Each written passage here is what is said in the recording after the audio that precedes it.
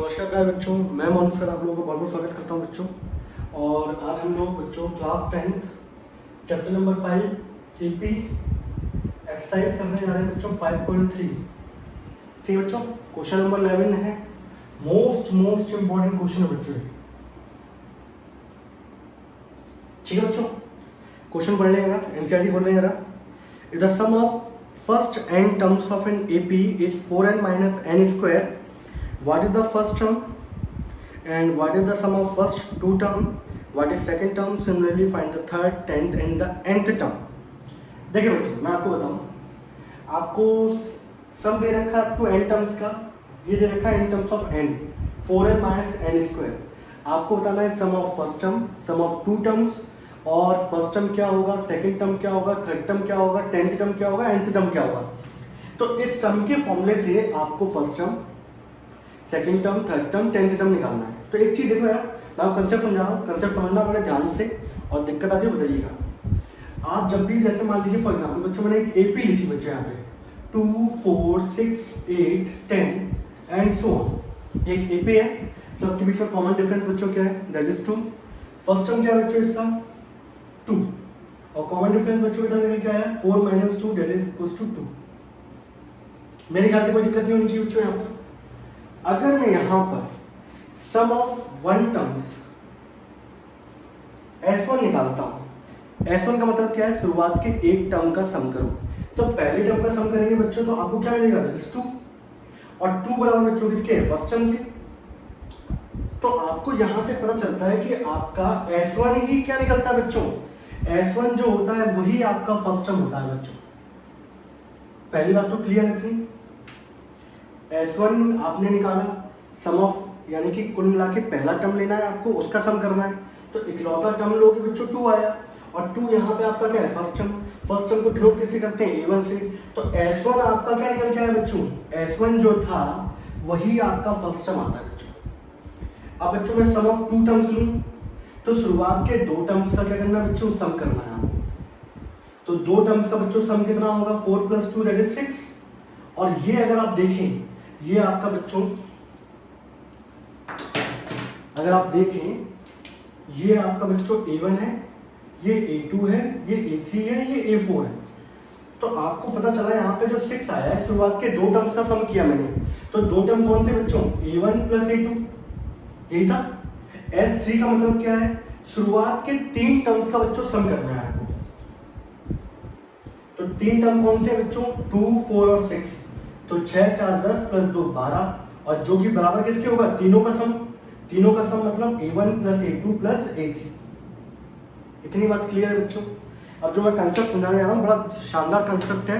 इस टाइप के बहुत सारे क्वेश्चन बनते हैं, लेकिन सब में एक ही कंसेप्ट लगाना है आपको।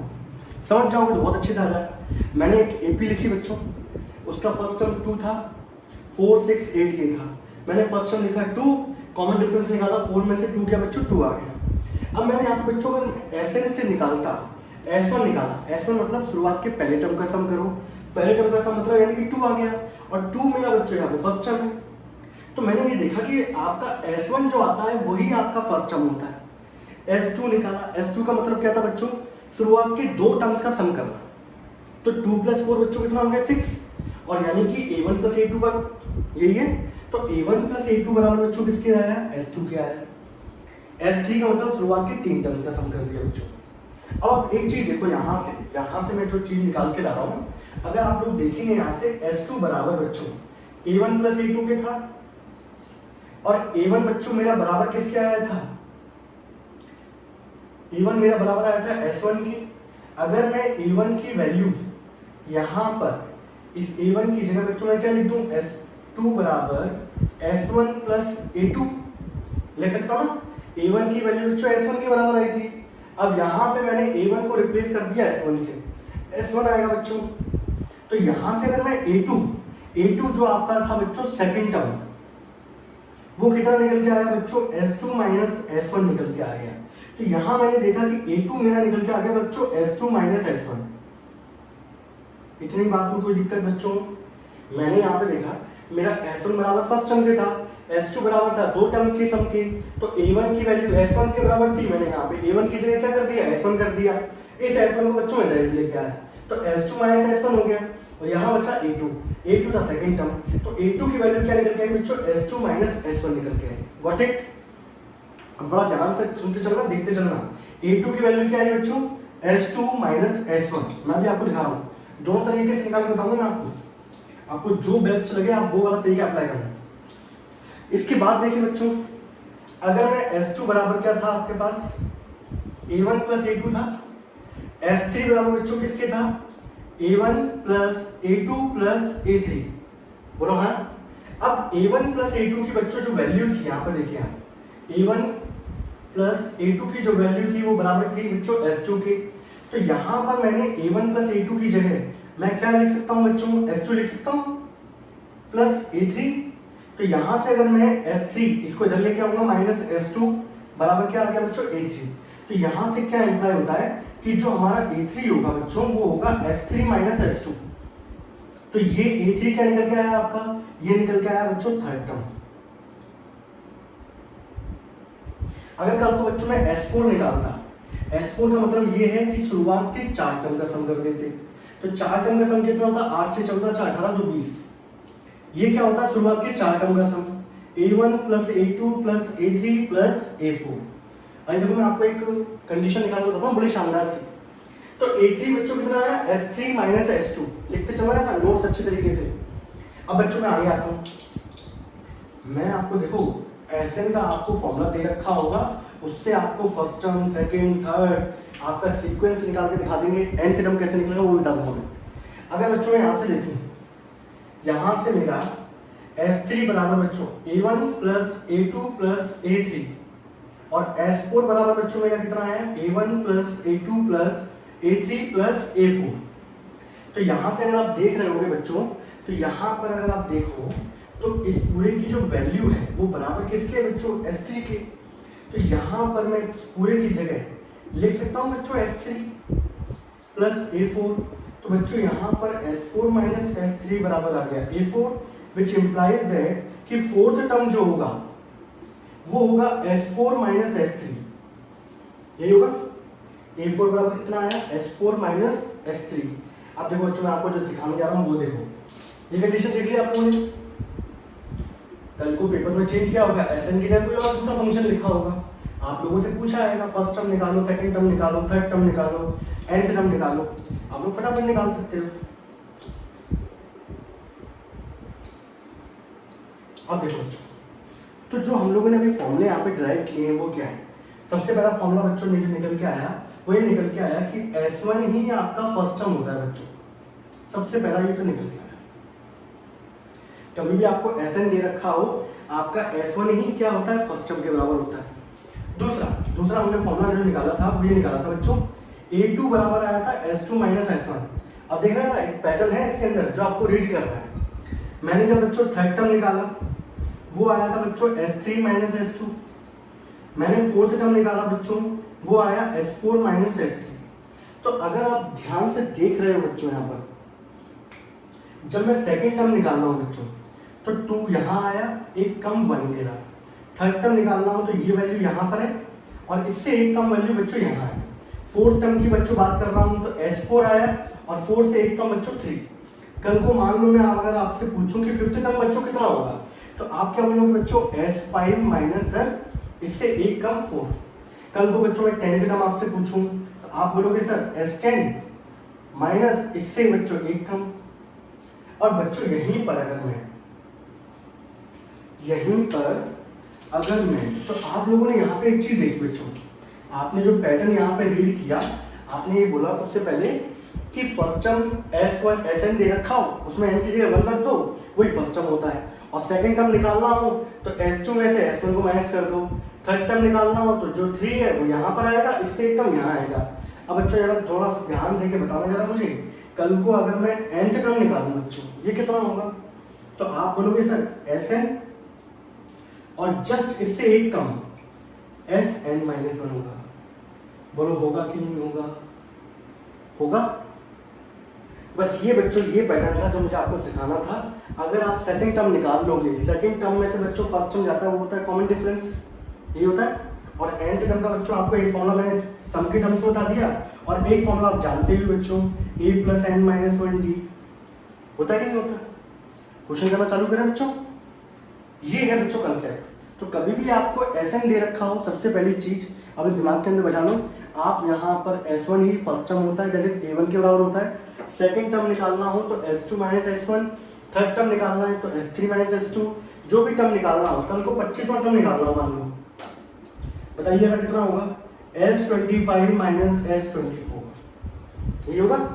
जो भी टर्म निकालना हो वो वाला नंबर यहाँ पर आएगा, और इससे जस्ट एक कम यहाँ पर आता है बच्चों। बहुत इंपॉर्टेंट कंसेप्ट है बच्चों ये। तो आप क्या करेंगे, अब देखो मैं आपको क्वेश्चन करके बताऊँ जरा, और फिर बाद में आप लोगों से क्वेश्चन करवाऊंगा।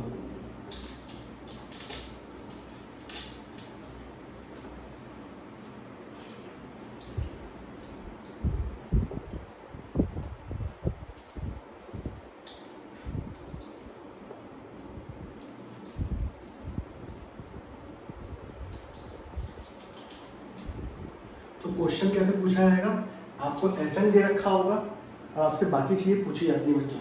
ये दे रखा बच्चों एसएन, आपने क्या किया, सिंपल सा आपने यहाँ पे एन की जगह 1 पुट किया, S1 आ गया बच्चों, जहां जहां एन था वहां सब जगह 1 रख दिया बच्चों। 4 × 1 बच्चों 4, 1 का square 1 and which is equal to 3। तो आपको ये बताया था मैंने कि S1 जो होता है वही आपका फर्स्ट टर्म होता है बच्चों। तो यहाँ से आपके S1 और A1 की बच्चों वैल्यू फाइंड आउट होगी, ठीक है। इसके बाद बच्चों यहाँ पे मैंने 2 लिखा बच्चों, S2 लिखा, n बराबर 2 लिखा, S2 आएगा। जहां जहां n है बच्चों मैंने 4 × 2 माइनस 2 का स्क्वायर, 4 2 जा बच्चों 8 माइनस 2 का स्क्वायर 4 बराबर कितना हो गया 4। तो यहाँ पर आपका S2 की वैल्यू आ गई बच्चों 4। इसमें कोई डाउट है बच्चों किसी को भी? S1 बराबर first term that is equal to 3, S2 बराबर आ गया 4। इसके बाद बच्चों मैंने आप लोगों से बोला था बच्चों कि सेकंड टर्म अगर आपको फाइंड करना है तो वो बराबर होता है S2 माइनस S1। S2 की वैल्यू आ गई बच्चों 4, S1 की वैल्यू बच्चों कितनी थी 3, एंड 4 माइनस 3 बच्चों कितना आ गया 1। तो आपका सेकंड टर्म बच्चों निकल आया 1। सबसे पहले आपको जब भी ऐसा क्वेश्चन मिल जाए आप 1 पुट करो 2 पुट करो, ठीक है। S1 आएगा A1 फर्स्ट टर्म के बराबर आ जाएगा, S2 निकाल लो, और सेकंड टर्म क्या होता है S2 माइनस S1, 4 माइनस 3 बराबर कितना आ गया 1 आ गया। तो आप लोगों से क्वेश्चन क्या पूछा गया था, सम, देखिए क्वेश्चन में आपको पढ़ो जरा। क्वेश्चन में पूछा गया था what is the first term that is S1 and what is the sum of first 2 term. तो आपका सम ऑफ 2 टर्म्स बच्चों आ गया 4, सम ऑफ 1 टर्म आ गया बच्चों 3। फिर आप लोगों से क्या पूछा जा रहा है व्हाट इज सेकंड टर्म। तो फर्स्ट टर्म तो बच्चों 3 आ गया, सेकंड टर्म कितना आ गया 1 आ गया। अब आप लोगों से पूछा जा रहा है यहाँ पर सेकंड टर्म, थर्ड टर्म, कुछ भी पूछा जाए, अब देखो फटाफट निकाल सकते हो आप कुछ भी। कैसे निकाल सकते हैं बच्चों, देखो ना, आपका फर्स्ट टर्म आ गया बच्चों 3, आपका सेकंड टर्म आ गया बच्चों कितना 1। अब हमारा बच्चा जानता है कि डी जो होता है वो होता है second term minus first term. तो सेकंड टर्म 1 था बच्चों -3 विच इज इक्वल टू -2। तो कॉमन डिफरेंस बच्चों कितना आ गया -2 आ गया। अब यहाँ से एक चीज बता दो मुझे, आप लोग, आपसे कुछ भी पूछा जाए, क्वेश्चन में पूछा जा रहा था आप लोगों से थर्ड टर्म बता दोगे आप, a + 2d होता है। a की वैल्यू बच्चों कितनी है आपकी, फर्स्ट टर्म की वैल्यू 3, d की वैल्यू बच्चों कितनी है -2, तो 3 - 4 विच इज इक्वल टू बच्चों -1। तो थर्ड टर्म की वैल्यू बच्चों कितनी आ गई -1। आप लोगों से 10th टर्म पूछा है, 10th टर्म बच्चों कितना होगा a + 9d, a की वैल्यू 3 थी बच्चों, 9, d की वैल्यू कितनी थी -2। देखिए ना वैल्यू, बहुत इंपॉर्टेंट क्वेश्चन है बच्चों। तो 9 2 बच्चों कितना हो गया -18, सॉल्व करने पर बच्चों कितना आ गया -15। तो 10th टर्म बच्चों कितना आ गया -15। और क्या पूछा है बच्चों आप लोगों से, तो सबसे सिंपल सी बात ये है, इसके अंदर ध्यान रखना क्वेश्चन में एसएन की वैल्यू चेंज होती है बच्चों, बाकी सब वही पूछा जाता है। तो याद रखना जब भी आप 1 पुट करोगे तो आपको फर्स्ट टर्म मिलेगा, आप S2 निकाल लो, S1 और S2 फटाफट निकाल लो। सेकंड टर्म क्या होता है S2 minus S1, second term आ गया, कॉमन डिफरेंस क्या होता है सेकंड टर्म में से फर्स्ट टर्म गया, आपके पास D आ गया, आपके पास फर्स्ट टर्म आ गया। कोई सा भी टर्म पूछा है वो हमेशा A और D के टर्म में होता है, वैल्यू पुट करो आंसर आ गया। अब लास्ट चीज आती है बच्चों यहाँ पर एंड टर्म। एंड टर्म बच्चों कितना होता है a + n - 1d, a की वैल्यू बच्चों 3 है, n - 1 d की वैल्यू बच्चों कितनी है -2।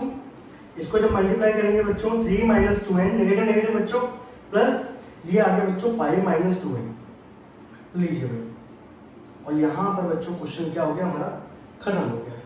तो nth टर्म की बच्चों वैल्यू कितनी निकल आई, 5 माइनस 2n। Got it? कर लोगे ऐसा क्वेश्चन, बहुत इंपॉर्टेंट है बच्चों। Sn की वैल्यू चेंज होती है, बाकी और कुछ चेंज नहीं होता। जैसे मैं आपको एक क्वेश्चन कराता हूँ बच्चों, कंसेप्शन में आ गया बच्चों। किसी को कोई डाउट लगे तो बिल्कुल कमेंट सेक्शन में आप लिखिएगा, ठीक है?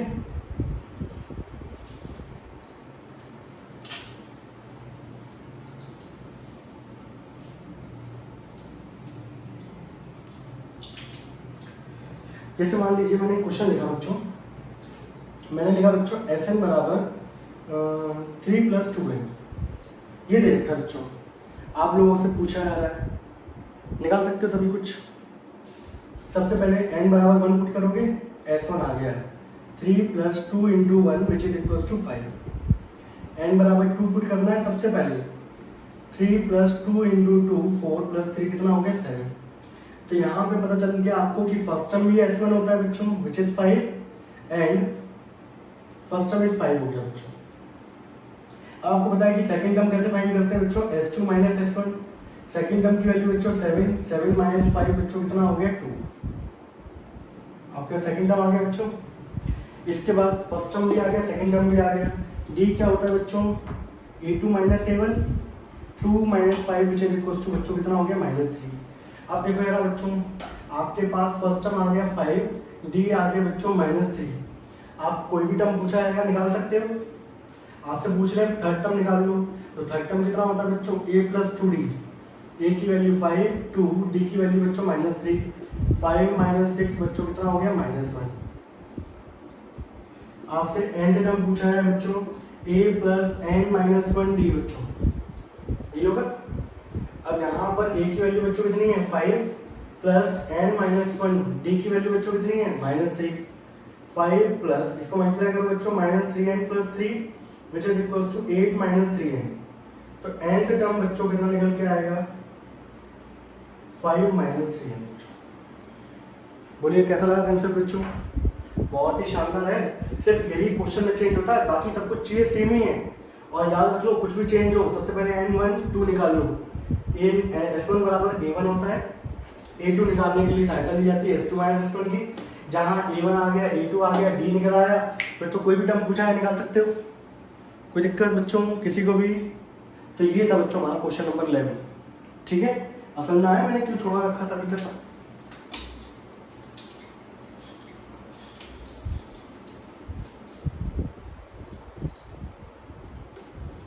इसके बाद का बच्चों क्वेश्चन देखते हैं। बेटा वीडियोस देखना नहीं है, उसमें पर्टिकुलर क्या है, आपको पेन भी चलाना है, उसको नोट भी करना है, समझ रहे हो? नहीं तो पता चला आप वीडियो देख देख के बस काम चलाते जाओ, कोई मतलब ही नहीं है।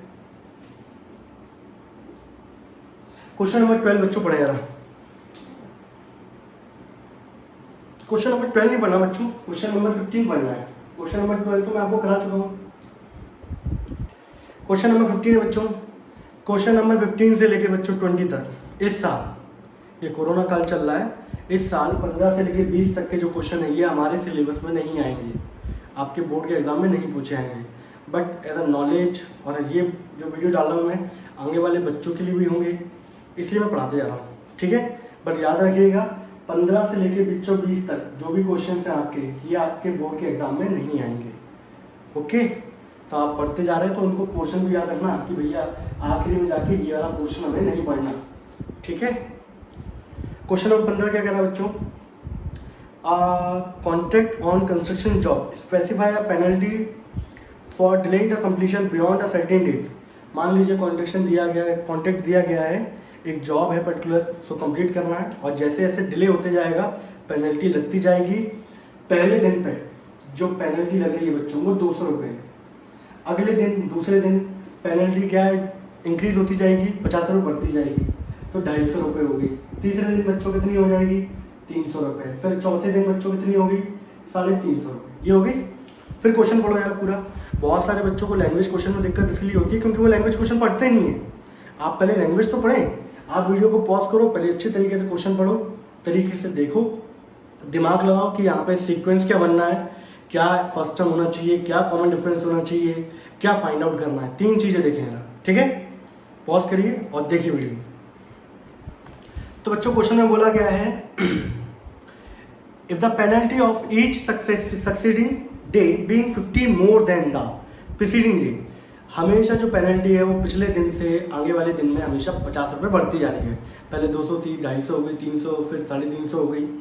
फिर बोला गया how much money the contractor has to pay as a penalty, contractor को कितनी मनी पे करनी पड़ेगी एज अ पेनल्टी अगर वो उस काम को डिले कर देता है 30 दिन तक के लिए।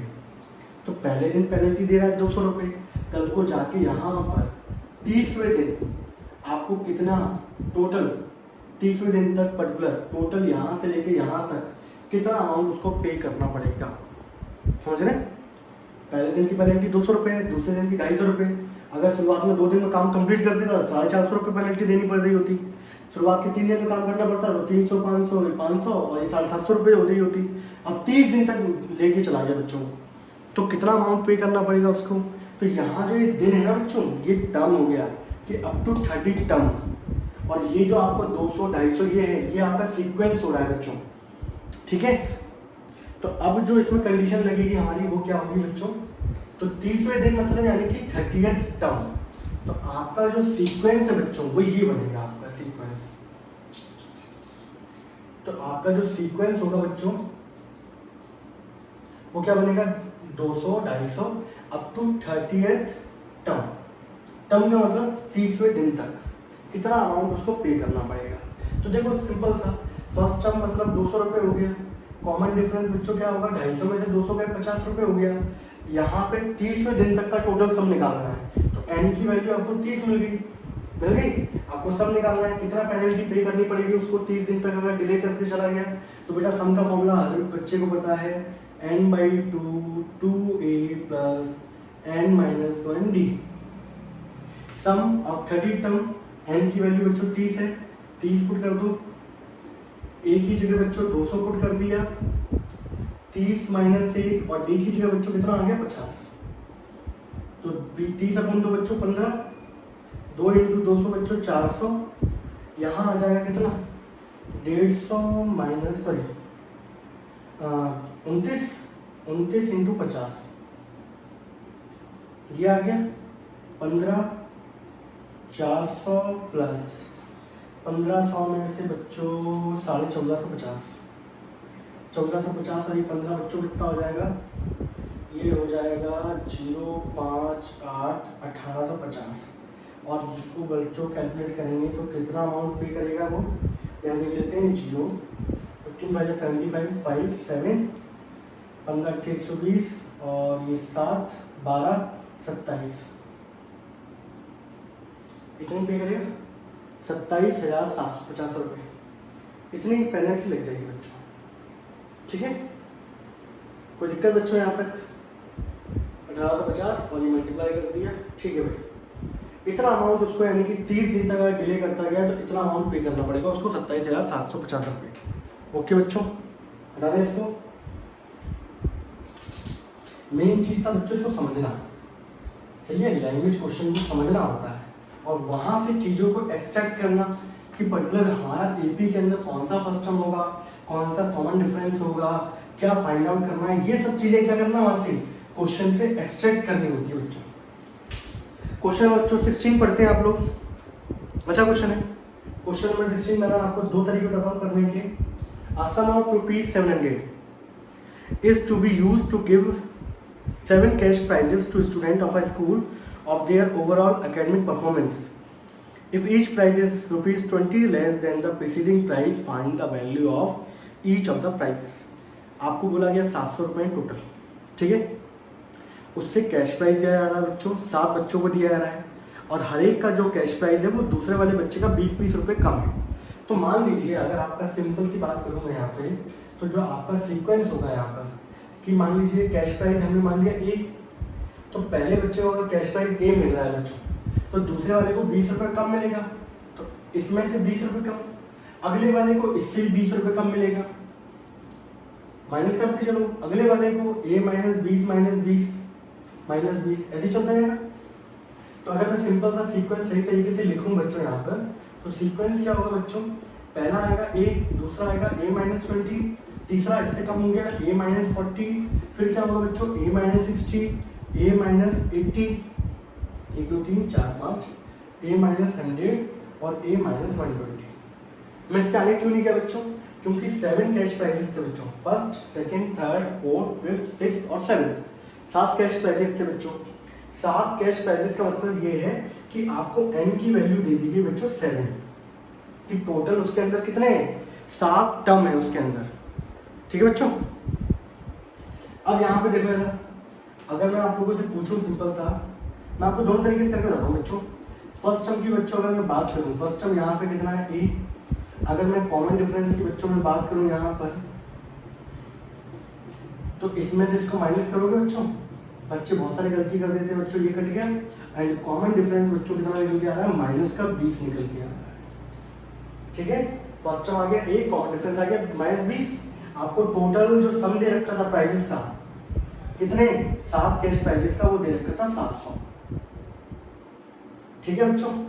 अब यहाँ पे आप फॉर्मूला यूज कर सकते हैं, ये पहला मेथड है, मैं आपको दूसरा मेथड भी दिखाऊंगा। फर्स्ट टर्म क्या है a, कॉमन डिफरेंस कितना है -20, सम दे रखा है बच्चों, अप्लाई करें।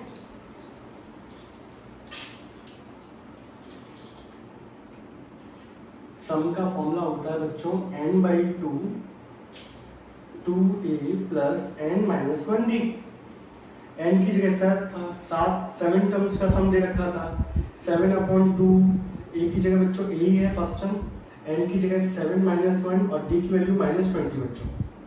ये बच्चों दे रखी थी 700 वैल्यू, 7/2, ये 2a, 7 में से 1 है 6 इंटू 20 बच्चों कितना हो गया, माइनस का 120, यहाँ 7 से कट गया बच्चों 100 का मल्टीप्लाई 2 से करो 200 बराबर 2a माइनस का 120, इसको बच्चों इधर ले जाओगे 320 बराबर 2a हो गया बच्चों, एंड a की वैल्यू होगी बच्चों 320/2 यानी कि 160।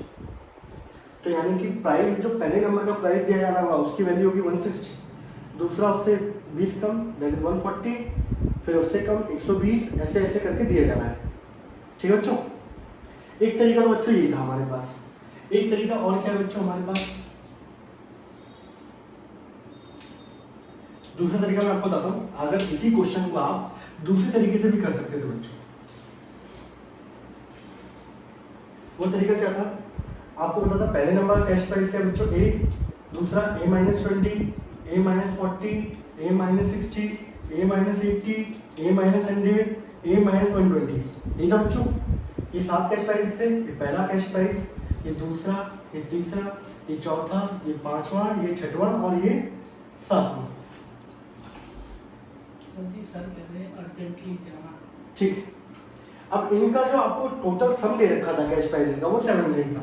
तो बच्चों देखो ये 7 वैल्यू दे रखी हैं, इसमें आप सम का फॉर्मूला क्यों यूज कर रहे हो, डायरेक्ट ऐड कर सकते हो। जब डायरेक्ट मैं ऐड करूंगा यहाँ पे देख लो जरा,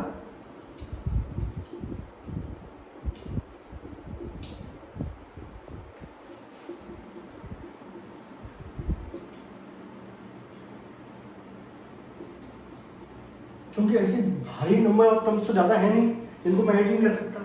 700 बराबर बच्चों कितना हो गया, a को 7 बार ऐड करोगे 7 ही, 40 20 60, 120 200 300 420, ठीक है। 420 को बच्चों इधर लेके आइए आप लोग, 700 प्लस 420 बराबर 7a। नाउ 7a बराबर बच्चों कितना हो गया, 7 4 11, 1120 हो गया। a की वैल्यू आएगी बच्चों 1120/7, काट देंगे बच्चों 7 से 7 और 7 6 42। तो बच्चों यहाँ से फर्स्ट टर्म जो आपका आ गया, यानी कि पहले नंबर का कैश प्राइस जो होगा वो कितना रुपए का होगा, 160 का, दूसरा 140, 120, 100, 80, 60, 40। तो सबसे आखिरी का जो कैश प्राइस दिया जा रहा होगा वो 40 रुपये का दिया जाएगा। कोई दिक्कत, एक तरीका और भी होता है बट वो आप लोग ना सोचें, मैं बताऊँगा तो आप कंफ्यूज हो जाएंगे, इसलिए वो तरीका नहीं बता रहे, ठीक है बच्चों। तो यहाँ तक आप लोग क्वेश्चन कर लीजिएगा, नोट डाउन कर लीजिएगा, अच्छा है क्वेश्चन, ठीक है। लैंग्वेज है, आपको आना चाहिए कल को ऐसा नहीं कि अभी हमारे इससे कोरोना काल से हटा दिया गया तो आगे चल के हमारे यूज़ नहीं होगा, ये चीज़ें यूज़ होंगी, बट इसको मेंशन कर लेना कि क्वेश्चन नंबर 15 से 20 तक हमारे सिलेबस का पार्ट नहीं है, तो इनको एंड टाइम पे हम लोग नहीं पढ़ेंगे। ओके बच्चों, तब तक के लिए टाटा बाय बाय।